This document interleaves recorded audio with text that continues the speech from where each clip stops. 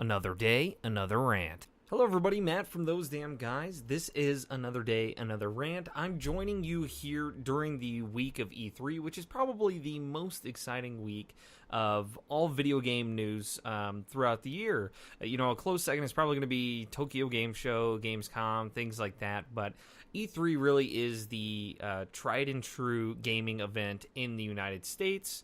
So a lot of news going on this week, but I wanted to focus my rant this week on, well, you can see barely a little bit right back there, why E3 matters. Now, I saw a couple articles, one in particular that I was thinking of on Kotaku, that said E3 doesn't matter anymore, and why E3 doesn't matter anymore. And I wanted to kind of give my own perspective on why I do think E3 matters, and you might think some of these are silly, and I will admit, some of them are very personal. I've been to E3 before. I know what the glitz and glamour of being there in person is like, but I've been also following them for very, very many years, and I've enjoyed it quite a bit. In fact, it's probably one of my favorite weeks out of the year, just because it's like so much news happening. So without further ado, I'm going to jump into why I think E3 matters. And the very first one that popped into my head when thinking about this topic was history. The history of E3. Now, E3 has been going on for quite a while now, and I understand, it started in a very infantile state way back in the day. It wasn't nearly as big as it is today, but E3 has a really rich and full history of the things that have gone on there. Hell, you can go on Google and you can search Google for memes that have come out of E3 in past years. The one that comes to my mind is "My Body Is Ready." Is one of the biggest ones from the Nintendo conference a few years ago with Reggie Fils-Aimé. Things like that. Giving a company a face is probably one of the most interesting and best parts about E3, especially Nintendo. Nintendo is extremely good about doing this. Almost all of their conferences, since I can remember, have pretty much been handled by execs, and that includes game demos and playing games up in front of the stage. So I really like to see the people that are making these big decisions behind these companies and these games kind of get up on stage and present a face. I love that piece of it. So the history of E3 it's also another place for for them to kind of give us a shock and awe. And I love that. Even this year, just recently, Sony announced Uncharted 4. And while we had seen a very small teaser of Uncharted 4 in the past, we really got to get a glimpse of kind of where it's going and what's happening with that series. And I must say, it looks fantastic, but it's those kind of in teasers that just get you excited. You want to sit there and you got to tap your toes, and you're constantly looking for more information on those games. It's events like E3 that bestow that magic in there, because you get to watch them on stage. You get to watch them tease you throughout the entire show, and then they just drop this bomb on you. It's not as fun as being able to wake up and see an article that says, because it's so casual. It's like, oh, by the way, this game is announced. It's coming out. We don't know when. Hang out for more news type of stuff. You kind of get to present it the way the company wanted you to see it, not as how somebody else interpreted it. Despite talking about the older history of E3, I want to talk about going forward, new history of E3, making new events going on through E3, and specifically what I mean by that, I know I didn't portray that very well, because I'm kind of piecing my thoughts together as I go here, but indie gamers, over the past couple years, we've seen indie games grow substantially in the market of video games, and I think this is really their time and place to kind of make their history, to potentially break, make or break their company, show who they are, show what they've been working on, show what basket they actually put their eggs into. And the one that comes to my mind this year, which people are already saying is game of the year, is No Man's Sky, by Hello Games. That game looks amazing and fantastic. And from what they said, started as a 4-man team.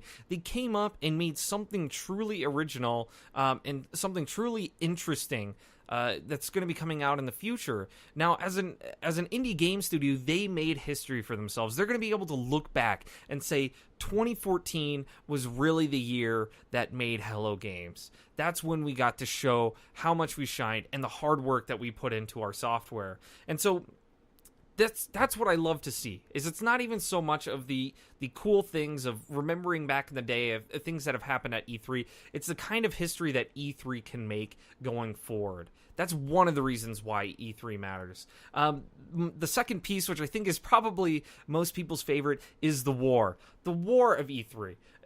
You've got the big three. You've got Microsoft, you've got Nintendo, you've got Sony. Back in the day, we had Sega. I'll shed a little tear for that.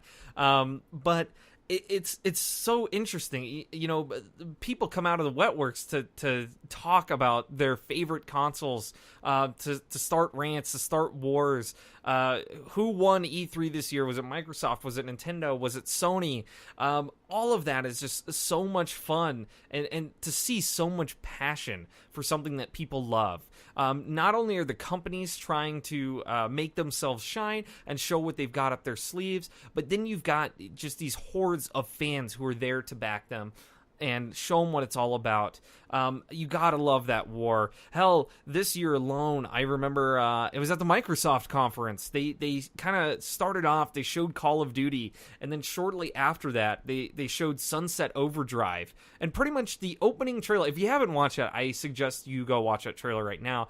But pretty much the opening of that trailer is making fun of modern shooters, pretty much kind of saying, hey, those guys really aren't our bag. We have nothing to do with those cookie cutter shooter games out there. We want to show you our real cool shooter and what we've been working on and the cool stuff that we've been trying to make. It's things like that are awesome. It's not even so much of the flame wars between the fans. It's the wars between the different studios and the games that they're coming out with. It's just fantastic, and it's a load of fun to have. I can't wait to read. Every year, I love reading it, but it's IGN always has an article as to who won E3, whether it was and now again it's limited to Nintendo, Microsoft, or Sony. But I love to see their justifications as to who won and why. I'll admit my days of kind of passionate flame warring have sort of gone away. Call it, older age, being a little bit wiser.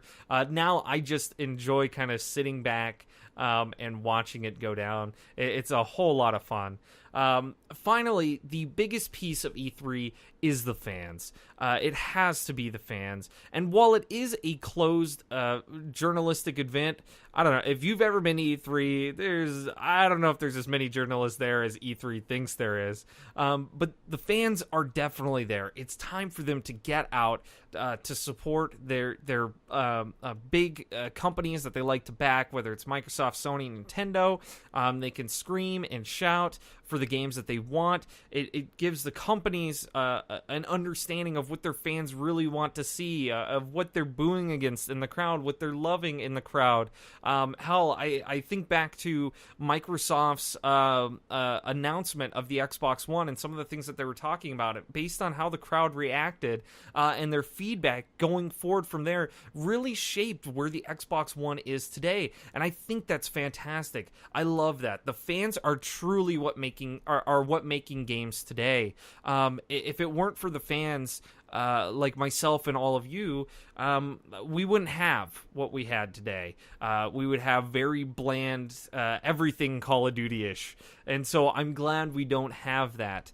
It's a very interesting world and place to be in there. In fact, I would even say that because of fans, indie gaming became on the rise for that sole reason, because the bigger companies weren't doing something that the fans themselves loved, so they had to create their own circles, create their own publishing methods, their own games, and it really wasn't left up to the big three anymore. The fans did that. The fans showed the motivation for that, and that is what this market truly needs. So I think that is probably the biggest piece of E3. Now, going back to the initial question, why E3 matters, I think E3 matters because of all of those things that I just listed. Sure, you can say E3 doesn't matter anymore because of online blogs, because of online video, the advancements that we've made in communication over the years, but you're saying E3 doesn't matter anymore because of all the extremely unfun things. Those are not fun. Sitting there and reading about a new game announcement isn't fun. Watching it, watching the fan reactions, watching the developer reactions, announcing their game, how excited they are, how much work, blood, sweat, and tears they've put into creating these games for you, the gamer, watching that is what's so good. That is why E3 matters, folks. And I hope that E3 lasts for many, many, many years to come. I love it. In fact, after E3, I can't wait to see the next big event, whether it's out of Germany or Tokyo or PAX West or East. I'm always excited to see those developers talk about what's coming out next to us. That's all I've got for you today. I want you to tell me why you think E3 still matters, or if you don't think it matters at all. If you don't matter at all, I want to know why you don't think it matters at all, all right? I'd be interested to hear that as well. Other than that, be sure to check back at Those Damn Guys TV. If you like the Another Day, Another Rant series, please like this video, and I'll be sure to go ahead and create more of these for you in the future. Other than that, if you'd like to check out any of the other Those Damn Guys content that we've got for you, please be sure to subscribe to our channel for anything and everything video games and damn guys. Other than that, thank you for watching and enjoy E3.